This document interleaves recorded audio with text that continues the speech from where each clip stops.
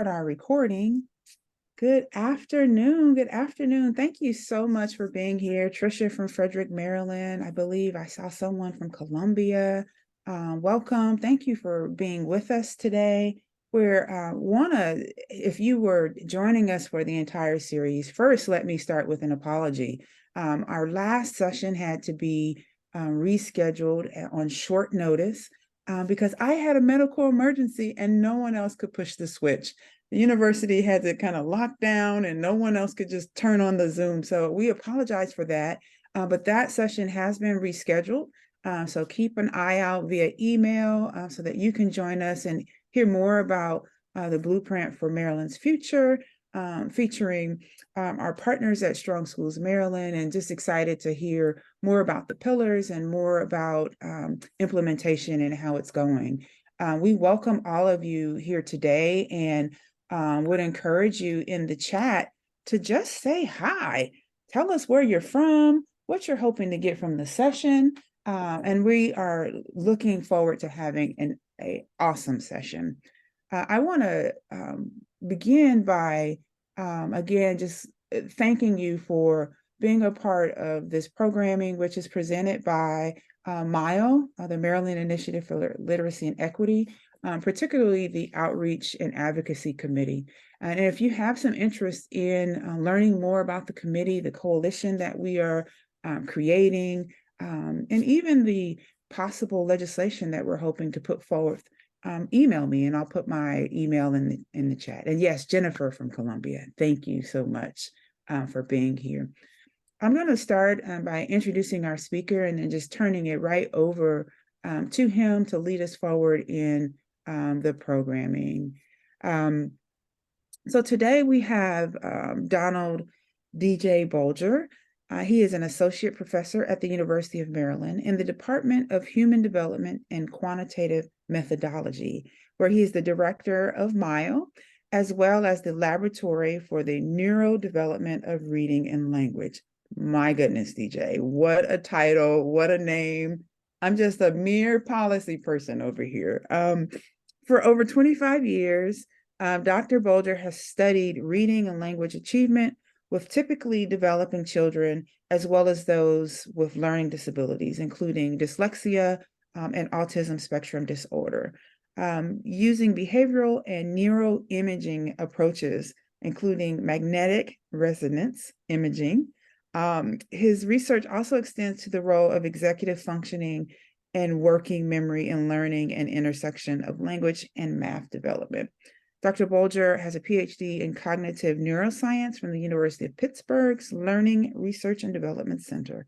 We're excited to have DJ. And before we turn it right over to you, DJ, if you have questions throughout our session, please feel free to type them in the chat. We're going to be monitoring that pretty carefully, and we'll lift your questions to our speaker as he goes throughout the presentation. Again, DJ, thank you for being here, and take it away.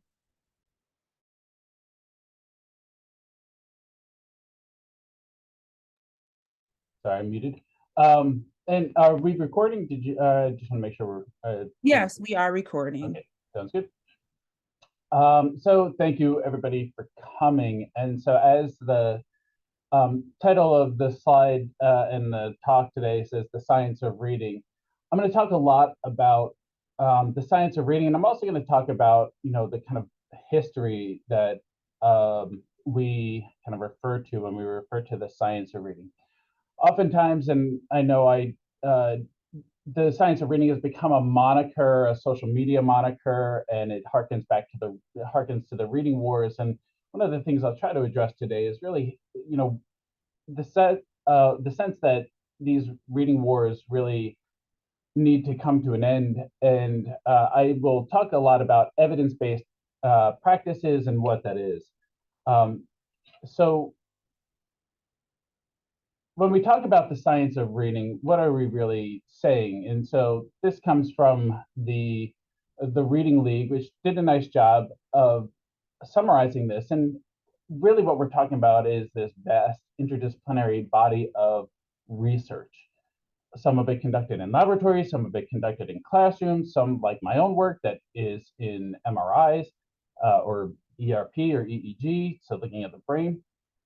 And so this body of knowledge has been accumulating for decades. And so this isn't just one idea, one approach, or one thing. I keep hearing about a pendulum swing, and first we went to this, and then we went to this, and I hope to kind of assuage some of that movement to really come to a deep understanding of where we are and where we like to go.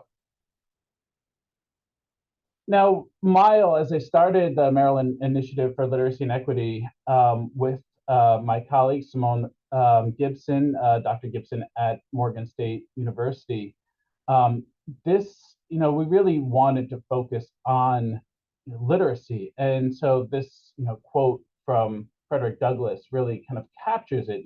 Once you learn to read, you will forever be free. And so when we talk about literacy, one of the things that I want people to understand is that literacy is, in the way that I tend to think about it, is the printed word, right? And it's important, it's critical. Why? Because the printed word is the greatest invention that has happened in the history of mankind. It has allowed us to transmit information and to talk across space and time. So that's the thing. Oral language, we're reduced to this place and this time and the things that we talk about and who we talk to. Whereas, like I said, with the written word, we're able to speak to the past or listen to the past and speak to the future. We're able to speak across national boundaries and across oceans and across divides that are both physical and social.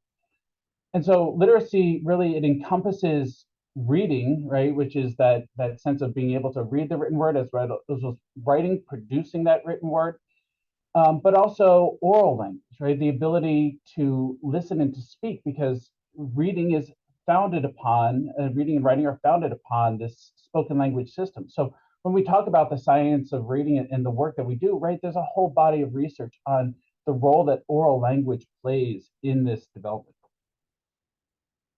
Now, it's critical to kind of set up the stage of obviously why this is important, and it's not something that I think for much of this crowd needs to be stated, but there is an issue with literacy. And if you look at our adult literacy rates, right, the state of Maryland is, roughly 20% of our population is what we would say functionally illiterate, right, reading below a fourth or fifth grade level.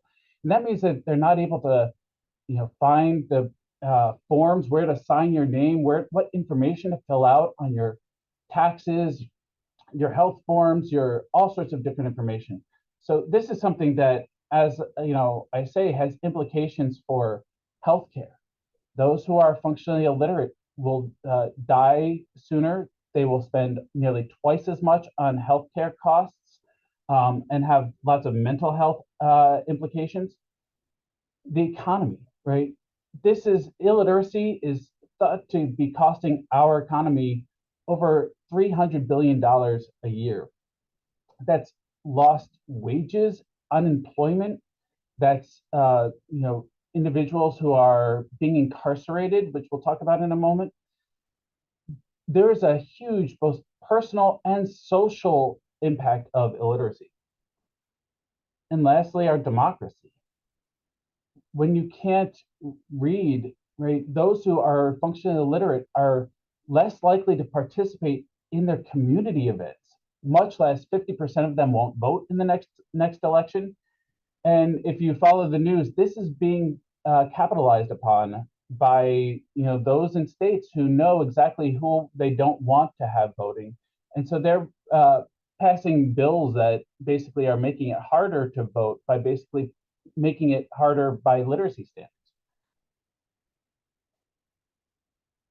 And if we look at the outcomes, right, children who aren't reading on by third grade, by the end of third grade, beginning of fourth grade, are less likely to graduate. As I said, they're less likely to be employed, more likely to find themselves in poverty.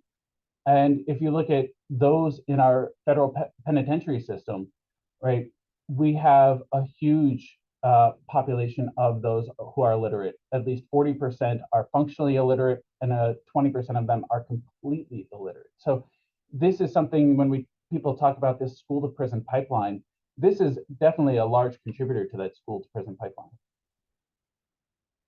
So what's going on in Maryland? And what I'm showing here is the NAEP scores, which is the National Assessment for Educational Progress. And this is a test that's given nationally every two years. And we see the scores at fourth grade and at eighth grade in literacy and math. And what you see here is that the scores in the state of Maryland have been declining for some time now. And we could talk about what's been happening since 2015. We started adding those who have learning disabilities to those scores, and we see that it's been downhill. Last I heard was that we were 41st out of 50 states or 51 states, including DC, in the country. And if we look at who is this impacting the most, right? This is not distributed equally, right? The barriers to literacy are being thrust upon our marginalized population. Our children of color, nearly 50% of them in fourth grade are reading below a basic level. So if you see basic on this test is being able to locate information in text, identify main idea, interpret the meaning of a word as it's used in text, right? These children are reading below that level. And so if you see, it's really having a large impact on, like I said, our children of color, our children with learning disabilities, our children of low income levels. And so when we think about this process of what happens, there's something called the Matthew effect in reading, which comes from the biblical reference of the rich get richer and the poor get poorer. And what we see is that those skills that kids have, even at kindergarten, are basically those who are at the top of the scale, those who are the top 20%, they will continue to grow faster and faster. And those who are at the bottom 20%, they will continue to stay on this pace. And so when the Ready to Read Act was passed in 2019, this meant that we would screen kids in their early literacy skills, and we would know who is at risk, who is lacking in particular skills, making them at risk for failing to learn to read.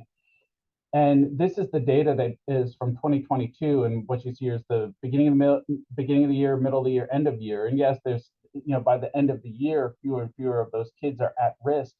But we're starting every year, even by second grade, with close to 45% of our children being at risk, and ending the year with still 25 to 35% of our kids being at risk for not learning to read. So I said I'd talk a little bit about the reading wars, and this has a deep history. And so when we think about the approaches to teaching children to read, this goes back, people have talked about the reading wars starting in the 40s and 50s, which, is shown a little bit here. But this goes back to, the 17th century when people started talking about, phonics is the best way to teach. And then Horace Mann in the 1800s, right, the father of public education in the United States, started to say, no, we need to just have this whole word method, and memorizing whole words and phonics is bad. And you see this back and forth from Flesch saying we should be teaching phonics in 1950s, followed by Ken Goodman and others talking about we know we need authentic text. We need to really just get past this this code-based instruction. But like I said, this has continued to evolve from Jean Chall, when she did her doctoral work, analyzed school systems and looked at those programs that were most effective were actually teaching the code or teaching a phonics-based approach.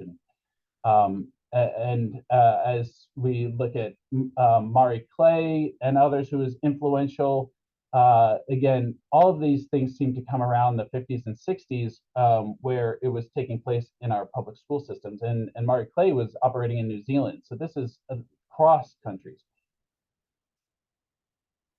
And so if we look at kind of the modern, the past 20, 25 years, right, we see that, this balanced literacy movement started in the 1990s.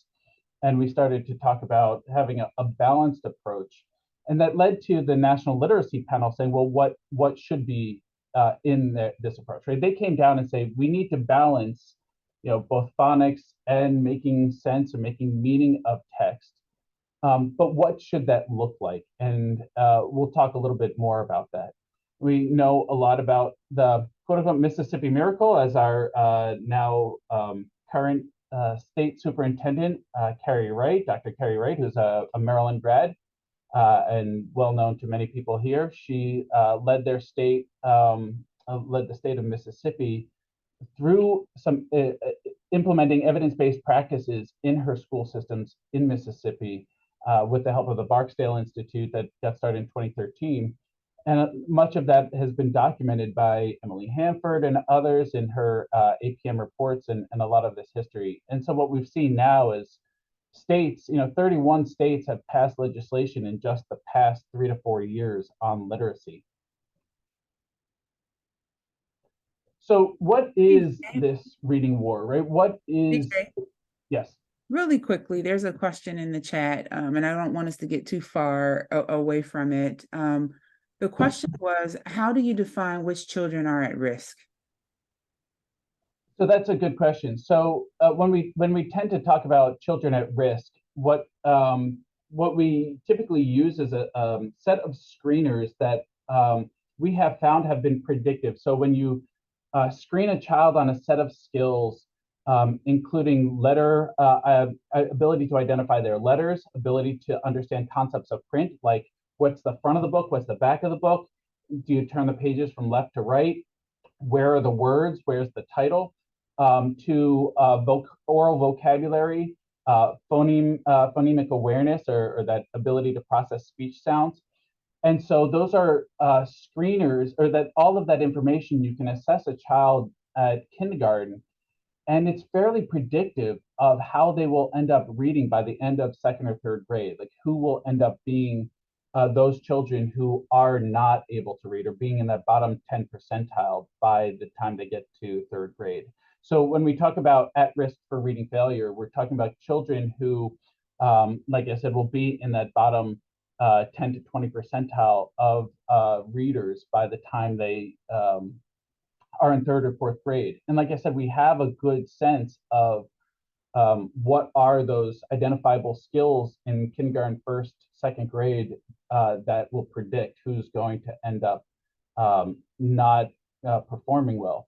And so one of the things that, and I haven't talked about it as much in this, is having a multi-tiered support system, right? So if we can identify them in kindergarten, and this was written into IDEA, the Disabilities Act, Educational Act of 2004, was that one of the ways in which we should be identifying children is to understand whether they just need to have certain skills and abilities that they just need more intensive intervention on early. And if we do that early intervention, they may not have a learning disability. They may actually progress with their children, with their peers just fine. And so that's one of the markers of being at risk is if, like I said, if these screeners can predict if you're likely to fail, but if you can beef up these skills, then you may not end up failing by the time you hit third grade. That's a good question. Thank you. So to go back to this issue of the reading wars and what has underlied them is this idea that this science of reading stuff, it's all based on cognitive research and neuroscience research. But going back, even to the Horace Mann days, is the idea that, oh, well, this is didactic and teacher-centered. There's a focus on direct instruction and explicit instruction, and oftentimes people talk about it as being scripted curricula. And like I said, I'm going to try to dispel some of these ideas or what the reality is. And there's the notion that, right, we did talk a lot about this being phonics or code based. And yes, that is a part of this type of instruction, but it's not the only part of what we talk about in terms of the evidence.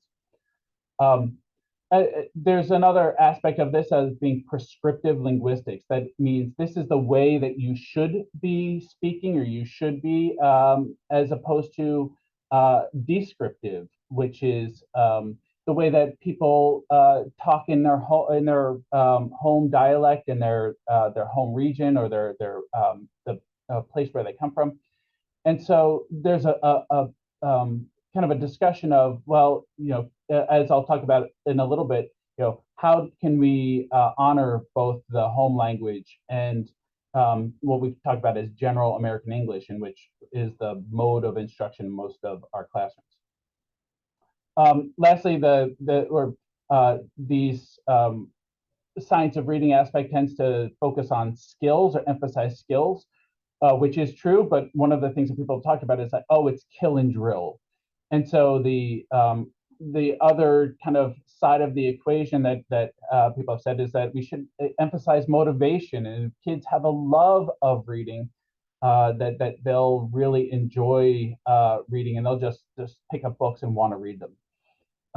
And so, as I said, both of these things can be true at the same time, right? Is you can need to have skills. And when I talk to my teachers, I talk about playing basketball, or coaching basketball, or softball with my girls. And I talk about the fact that, yes, we have a love of playing the game, and they want to play the game, but there's also a point at which you have to practice the underlying skills in order to be good at playing that game. And lastly, this idea that the science tends to be focused on quantitative research that's using assessments, and those assessments are often driven by norms, and those norms are typically driven by a dominant population of white, middle class, upper middle class backgrounds. And so there's a question of, are those assessments biased? And so there are some points that we sometimes think about, okay, how do we address some of these issues? And I'll talk about that a little bit. But to dispel some of these issues, as I said, yes, right, we do talk about instruction that is explicit. But what we mean by that is that it's modeling, it's scaffolding. And while the other side talks about a constructivist learning model, right? Well, that is the heart of Vygotsky's constructivist learning model, is that, okay, I'm going to model for you, the I do, we do it together, and then moving towards autonomy that you do. So we talk about the I do, we do, you do model. And so that's the heart of constructivist learning. And it's the way that it's always meant to be. And so really, as I said, this, what we talk about from the science is not different from this constructivist view. One of the problems, like I said, with the other side, that's common practice, is this implicit learning model, which is, oh, well, children don't need to be taught these skills. They'll just pick them up implicitly. And so if they just guess at words, and so this has become known as the 3 cueing model. It's this notion driven by people like Ken Goodman, who literally called in his 1955 article the reading is a psycholinguistic guessing game. And so all kids need to do is just guess at words, and they'll figure them out. They'll just get it implicitly. And what we've come to know is that this is not true. In fact, my own research and many others have shown that this actually is false and leads to failed reading. So the other thing is that, yes, one of the things about phonics is that it is necessary. It is absolutely necessary. It is core to instruction, but it's not sufficient. And nobody from the scientific field has ever said that phonics is the only thing that needs to be done, nor have they said it should be done without also teaching children how to build meaning and comprehension. It's just that throwing books at kids is not going to give them the skills that they need. And like I said, you need to model this higher level thinking that you need for meaning making as well. Lastly, when we talk about this emphasizing skills versus motivation, one of the things is when I talk about motivation is competence breeds confidence. So if you have competency in your skill, you're going to feel confident. And one of the things that we see when we emphasize motivation and self-esteem and say, "Oh, you're smart, you're smart, you're smart," Carol Dweck and her work has shown, right, is that when you try to build up confidence without the competence, once you notice that a child's smart, they know that when they see all the other kids in the room being able to read and they're not able to, that confidence is shattered. That self-esteem and that self-model is shattered. And so that's what we see when we talk about, right, this when the goal is to drive that affect, that positive feeling towards literacy, it's not being done if they don't have the competency. So it's important to think about how literacy really impacts mental health. So when we talk about meaning making comprehension from the science of reading, right, we're talking about those early oral language skills, right? Building vocabulary, building complex syntax. And so books and written language are written at a more complex syntax than we talk to our friends with. We talk in very subject, verb, object type of sentences when we talk to our friends in oral language. But books are written, we start with long prepositional clauses. I'm an academic, so my sentences tend to be, 50 words long, right? That's complex syntax. That's how written language is, different from spoken language. So, while it does start with early oral language, we also need to have some amount of how we talk with written language, which means that we need exposure to written language. Reading, that's why people talk about reading books to your children when they're young, because you're exposing them to those more complex sentences.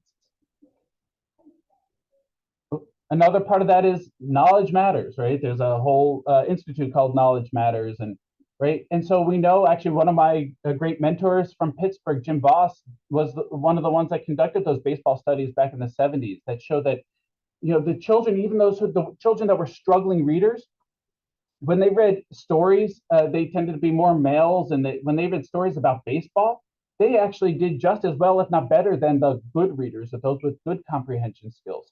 And so that showed that knowledge matters when it comes to comprehending text.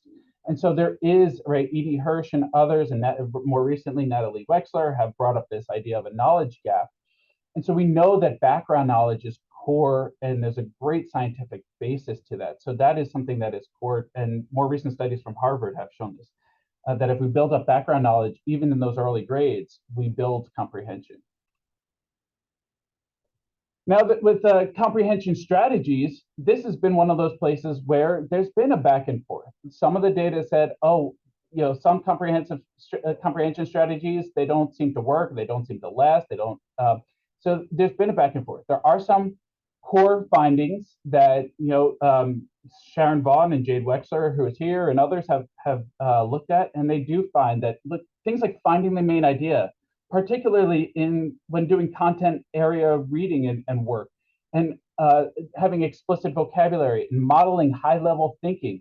And that can be done through discussion, peer discussions. But you want to model that, again, that I do, we do, you do. The teacher models how to do that, and then the kids go off and do that together.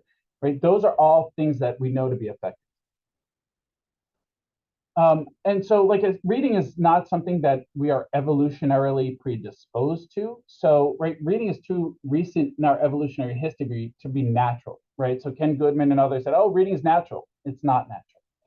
And there's no single gene for reading. And so one of the things that, even when I talk about dyslexia, reading disability, one of the important things to understand about it is that dyslexia is not, we're not predisposed to read as humans. So it's not a single gene that's driving dyslexia. Dyslexia is the outcome of other underlying issues.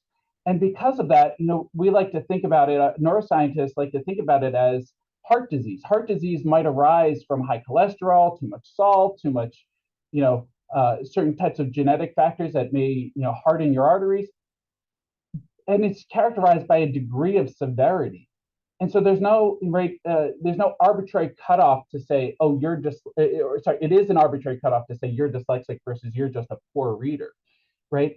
There's not a cutoff that says you're here, you're dyslexic and you're not. It's really at some point a doctor just says you have heart disease. They just make that qualitative call, and that's how it is. That's what dyslexia is that it's really a point at which we say, okay, this is really you're a struggling reader and you have and this is just showing those cutoffs. Are you the bottom 15%, bottom 7%? But there's a point at which we say, we've tried lots of stuff and you're really still struggling. So, but what we do know, and what I'll show in a second, is that intervention does work even with those struggling readers. So reading and literacy are really built upon, this is the reading rope, right? It's a combination of oral language abilities that you see there in red from background knowledge and vocabulary and syntax. And those things in blue there are those things that putting the print together with the sound at the letter level, at the word level, and having that awareness of the sounds and how the sounds map to that writing system.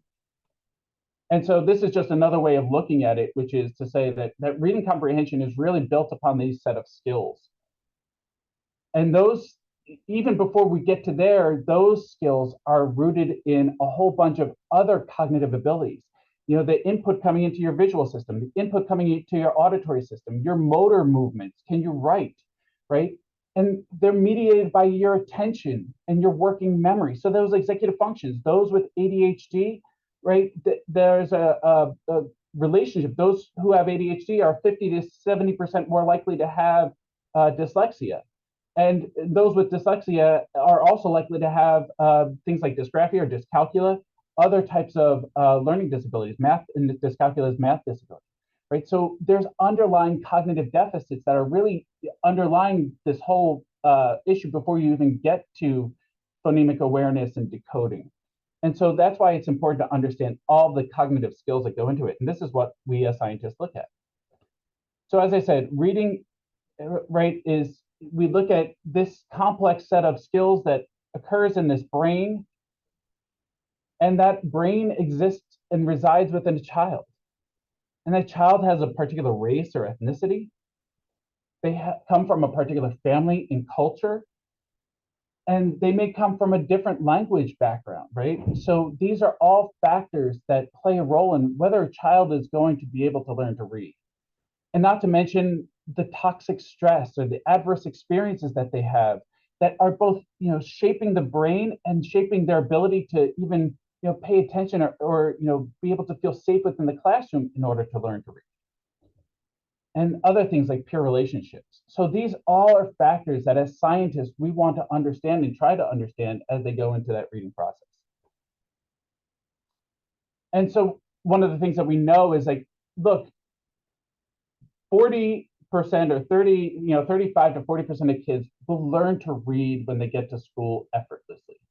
They may have had, most of them have probably had some type of background, some type of really strong support early at home. Some may just have this natural ability to pick up on patterns and decode. They naturally have that. But what we know is that 40 to 60% of kids don't have that natural ability. And those children need that explicit instruction. They need to have that. And those bottom 10 to 15% of kids, those that we end up identifying as quote unquote dyslexic, they need it on an intensive scale and oftentimes over and over with lots of repetitions. So this is when we see the breakdown of kids, this is why we say, look, core instruction, foundational instruction in those skills really needs to start with those basics. So as I spend a lot of my time looking at the brain, right, reading really occurs on this architecture of the brain that brings the visual and the auditory and the meaning together, and that's carried on these different areas of the brain and transmits information along that funny word there, that arcuate fasciculus. And we know that children that struggle to read, we see deficits both in the activation of these areas as well as those that pathway physically is less well developed in those children. But what we do know is that when we intervene, the brain is plastic.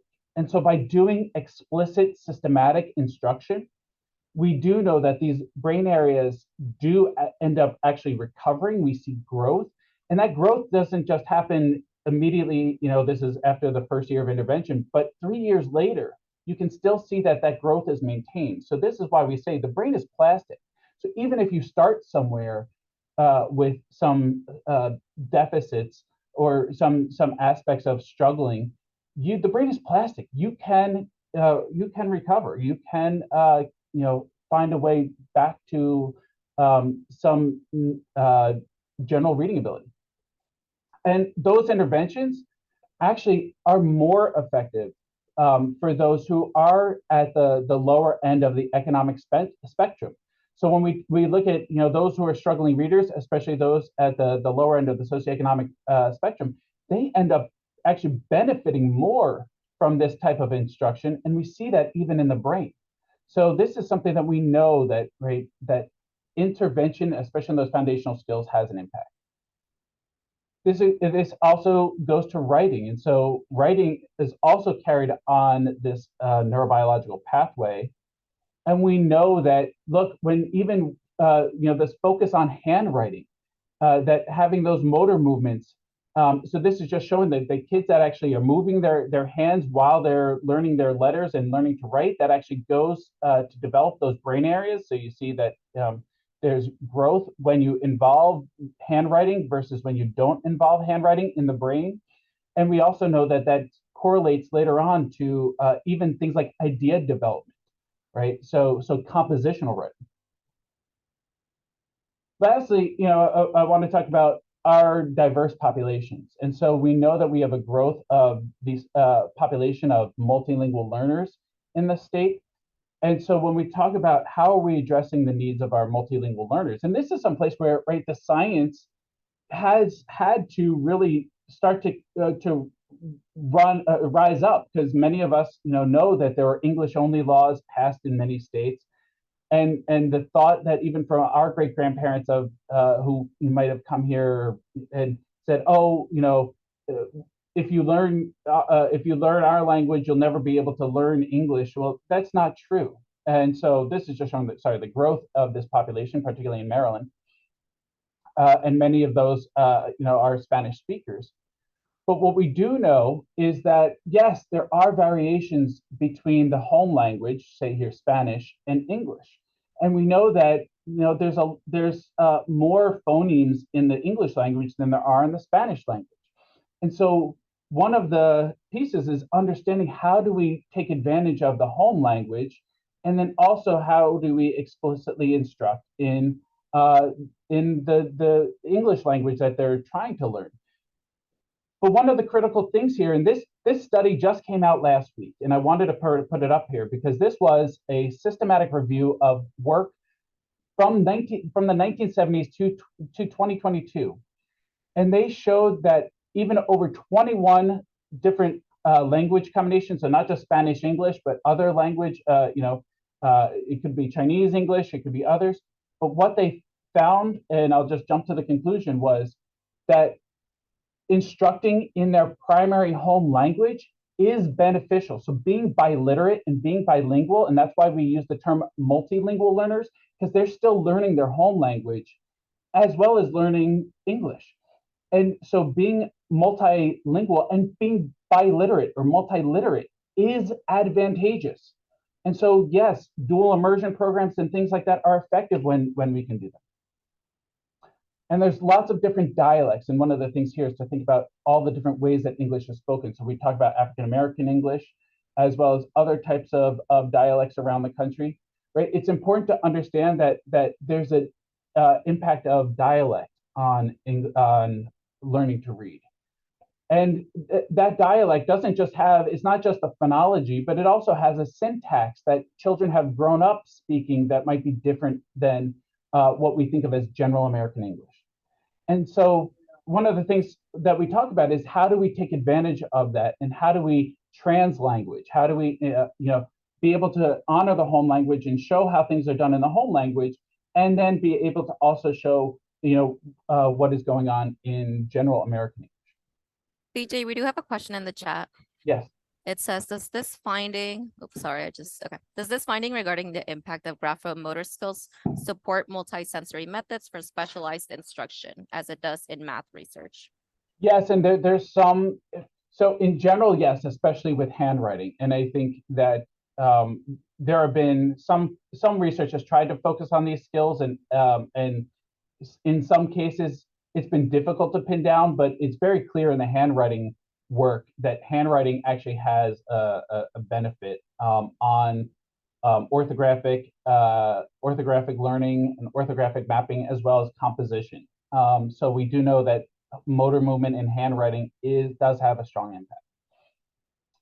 Beyond that, I don't want to stretch the science too far to say that there's a strong literature on various, lots and lots of multisensory approaches. I would say there is evidence that, like I said, putting the visual together with the sound and the motor movements of writing are the most effective. And that's, I think, what the science would say right now. And I want to end on comprehension and meaning making. And this is another aspect, because books can be windows and books can be mirrors. And windows or doors. And so it can be a door to another world that you know little about, or it could be a mirror in which you're able to, identify yourself in that book. And this has had an impact also on our children from our marginalized populations. When you think about much of the text, or what is being put in front of them, may have either some experiences that they are not familiar with, or experiences that may paint that population, that group, in a negative light, right? That's going to have a powerful impact. But what I wanted to emphasize is the fact that the science, and this actually comes from the neuroscience, shows that, right, when a child can see themselves in a book, right, or those same neural networks that are implicit to your autobiographical memories, so your episodic memories, you're constructing meaning from the books based on pulling that experience out, simulating that experience. And so we think of this as, in part, theory of mind, of being able to think about what others might be doing as well. Think about what the character in the story might be thinking or doing, right? That is going to be based on whether you have been in that situation before. Or, and so there's a reciprocal relationship between fiction and your own autobiographical system, in that you're going to be able to interpret what others are thinking, feeling, doing, as including these narrative characters, as well as what others might be thinking, feeling, or doing. But if it's too distant from that lived experience, you're going to have a breakdown or a failure of comprehension. So it's important to think about these issues when we think about, this is what the science shows. So how do we then accommodate for that? So what does this all mean, right? The science of reading, as I said, is a set of evidence-based practices, right? We know that foundational skills are evidence-based. We have a documentation for that. Motivation is important, but as I said, competence breeds competence. And in fact, in the motivation literature, recent findings have shown that from kindergarten to third grade, it's skill that drives motivation, and it's after third grade that motivation then drives further reading skill and reading ability. So there's actually some evidence to show that this competence breeds confidence before confidence has an effect on reading ability. There is some evidence from the literature to suggest that that is true. As I said, the brain is plastic, and especially for those who might be in more disadvantaged populations, that intervention is key. And like I said, culturally responsive practices are actually supported by the research.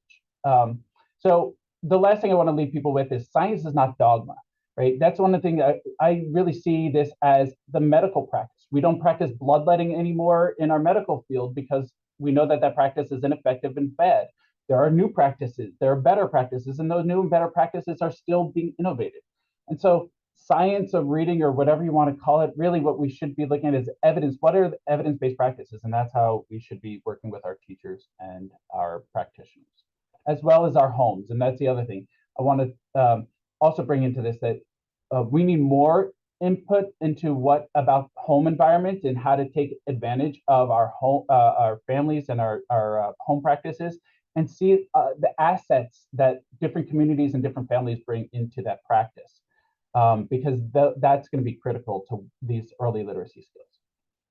Thank you. And I'll put a picture to this, and I think before I go to questions, I do want to bring in Simone McQuaige and Heather Bowles.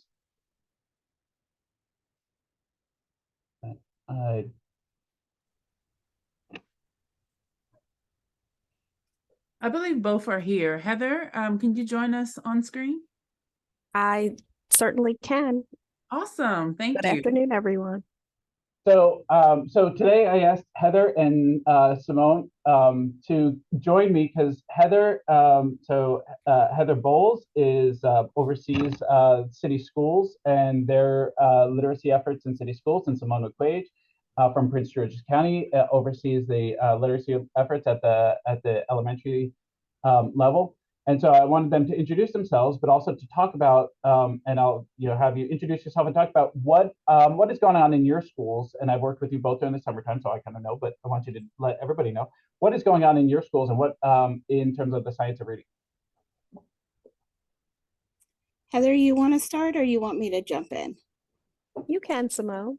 Great. I'm Simone McQuaige. I am the elementary reading language arts supervisor. And I could tell you that this work has been exciting within our district. We started transitioning when you have a district that has kind of worked within a balanced literacy structure for over 20 years, just to make a shift in looking into the reading research and shifting into structured literacy, there were a lot of pieces that we had to address. And so we started this with initial training through letters. We also have a consultant that we call her our science of reading consultant that's been working really closely with the reading language arts team, has also kind of provided some training for our district in addition to having speakers from the National Reading League and so forth come and present to our teachers and leaders. So we started it in kind of building and in a sense, a platform for the shifts that we were going to be making within our curriculum. And we emphasized, through those shifts, some of the changes that were happening, even as far as our state was concerned. As many of you are probably aware, there was a Ready to Read Act that was that came into law during the time of the pandemic, as many districts were transitioning. And so during that period, it was the emphasis of a universal screener for all of our districts within the state, but it also meant that we had to identify supplemental instruction for those students. So as we talk about some of these new pieces that are being placed into our current structures, we needed to ensure that our teachers and our entire leadership teams had a better understanding of what that looked like, sound like, and in our curriculum, but also just within day-to-day operations. So we were working to do a lot of the training this past in various ways. And so this past August, DJ was able to join us for our Science of Reading conference, our first Science of Reading conference, a 2-day conference with over 600 people in attendance, with national leaders, national and local leaders, presenting to our teachers within strands. So we had strands for our pre-K teachers, our reading leaders, principals, as well as our classroom teachers. The audience was basically personnel throughout our district, from central office, our equity office, our early childhood office, our social studies and science offices, as well as our middle school and Title I offices, all a part of this great training where teachers were able to network and talk about what the work of science reading is and what that looks like within our curriculum. And so this year, we are continuing that work by offering a multitude of pathways for our administrators as well as our teachers to work either through virtual sessions, asynchronous sessions, face-to-face trainings, book studies, to deepen their understandings and offering a variety of modules. So this is just, that's the excitement of it all. Normally when you talk about doing a shift within a district, there's a lot of hesitancy, but it's brought about an energy that I haven't seen in a long time. And so I'm really excited about the shifts that are happening. We're working now with our parent components and looking at how we can make sure we're communicating a clear and concise message to our parents within our communication plans across the district. Awesome, and glad to be a part of that that great conference. It was fantastic. And I also was part of Heather Bowles. Hi, Heather. Good afternoon again, everyone. My name is Heather Bowles. I am the Director of Literacy for Baltimore City Public Schools. And it's exciting to hear what is happening in PG County from Simone, because we are on a very similar track. We have been using resources and materials that are supportive and in line with the science of reading for many years. What was nice with the support of the Ready to Read Act as well as the Maryland Leads Grant is the ability to really begin to scale those things up across the district and give more people access, understanding, and resources that are in line with the science of reading. So one of the really great things that we were able to do was host our second annual Foundational Literacy Institute for teachers K through 5, pre-K through 5. It was geared primarily towards teachers the first go round. This go round, we were able to have additional staff, including speech language pathologists. We had special education teachers who participated. So we opened it up across the district. And the other thing that we did was add an adolescent literacy component where our teachers in grades 6 through 12 were able to get some understanding as well as support with implementing aspects of the science of reading in their classrooms. And we did this with a disciplinary approach so that we not only had teachers of English, but we had all teachers who were interested, who were able to join us. I did want to address the question that was in the chat around DIBELS. And that's something that's actually very exciting that we were able to do. As is mentioned, the composite score that students receive on DIBELS does not really give you any information about dyslexia or even how students are performing with those skills related to reading. So what we have done is create our internal reading goals around the sub-skill scores that students receive so that we know, for example, if students are struggling with phoneme segmentation and with letter naming, then that's an indication that they're struggling with the alphabetic principle. So teachers know to give them some reinforcement in that area before they begin to continue into some of the higher order skills related to the 5 pillars. So that emphasis has helped us significantly in terms of our DIBELS performance on sub-skills, as well as our composite scores. When we're thinking about MCAP, we've also seen some growth just with this trajectory where we're really grounding things in the science. So it was really great to have Dr. Bolger and Dr. Gibson, who were able to do our opening keynote.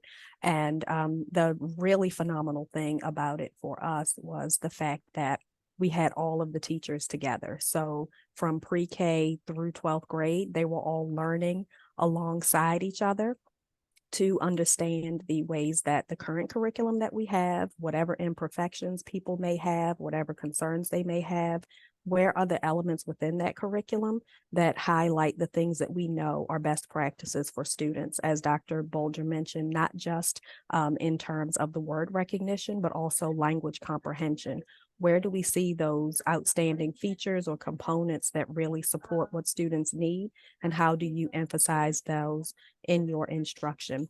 So I would say that for years we've had the pieces, but what we're trying to do now is support our staff with the understanding, where I am definitely going to make sure that we partner closely with Simone, is ensuring that we have that vertical alignment so that our district staff, our principals, our teachers, everyone is getting an opportunity to look at the same resources and see how they all support along the science. So just as Simone mentioned, this is so exciting for us. And I think the reason that it's the most exciting is because we are really helping people become diagnosticians and be able to understand what is happening with their students. And we're now seeing the results in some of our data. So super exciting, and just looking forward to continuing these types of partnerships and learning from one another so that we can do even better by our students. I agree, Heather. I think it's so important as we're building within this work that we really drive down into that subskill level. We're also using DIBELS within our district. And so this year we really wanted to take a look at what does true differentiation look like when you have a district that has been accustomed to guided reading. Looking when we visited your district in the spring, we were able to see some really great things through the literacy labs that MSDE was offering. And so it really caused us to think through what was happening within our district, within our focus groups for small group instruction, and how we were really using our subtest data as well as our tier 1 resources to really help teachers kind of dive into what the needs are of their individual students. Awesome. And so I'm so impressed with the work that you guys have done. And as I said, and as Heather mentioned, and I think Simone mentioned that they're starting to see the green shoots of some of this work, and that, you know, that some of the changes that in performance and in the children, that it is really starting to emerge. So I think with the last couple seconds, the last few minutes, I guess I'll open up the floor to questions from the crowd. If there, or Brandy, I don't know if you have it. Yeah, DJ, there is just one comment, and of course that this the children's advocate in me, it touches my heart. Anna says that she's not been able to get her school to screen her child for dyslexia. Is there any advice to how to support her in getting that screening? And then DJ, we're just 2 minutes before the hour. We're going to close after you respond to that, and maybe put back on the screen the slide about our next speaker. Thanks.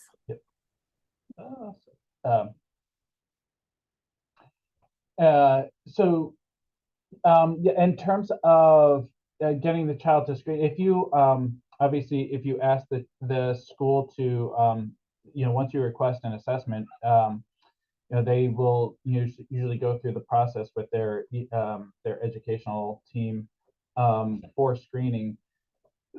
One of the things about DIBELS is, and I sometimes dislike the idea of calling it a dyslexia screener. It really screens whether you're at risk for reading failure, and it's not, so it's not an indicator of quote unquote dyslexia, but a warning sign, or it's like kind of like hey, you have it's a warning light before you get any further, that your child is at risk for potentially not being able to read if they continue on without some type of intervention. That's that's I guess the comment I would say about the dibbles, and when it comes to like I said, asking school systems, yeah, I would confer with the teacher and the school system in terms of why they aren't why they aren't going to some larger screening, and if there's some reason for why they don't think there's a problem at this stage or period of time.